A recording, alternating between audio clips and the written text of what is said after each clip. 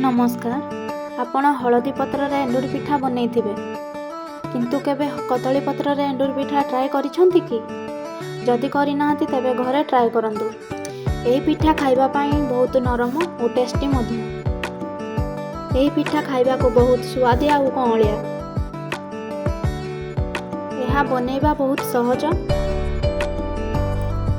जदि आपनको एही पिठा पसंद आसे तेबे लाइक शेयर सब्सक्राइब करने को भूलिबे। प्रथमे तार पूर बनैबा। किछि नडिया कोरा, चीनी,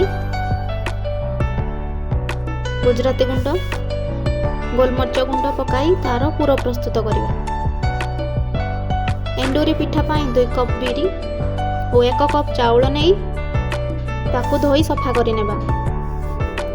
तापरे बिरी और चाउल को अलग अलग करी ग्राइंडिंग कर नेबा। बिरी को भल भाव में फेणी नेबा। तापरे चाउल और बिरु पिठा को एकाठी गोलई नेबा। सेथिरे स्वाद अनुसार लुण और 1 चामच खाइबा सोडा देई भल भाव में गोलई नेबा। पिठा को बेसी पानिया करबानी।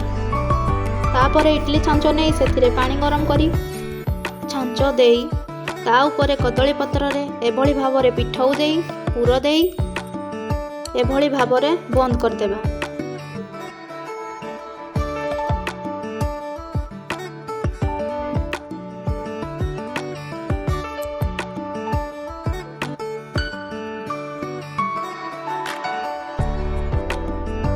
छांचरे पिठा को सिजाई नबा। 15 ରୁ 20 मिनिट पिठा सिझी गला परे हाथ रे एभली भाव में चेक करि नेबा। तापरे पिठा को काढ़ी नेबा। एबे हमर प्रस्तुत हो गला नरम और सुआदिया कदली पत्र रे एंडुरी पिठा।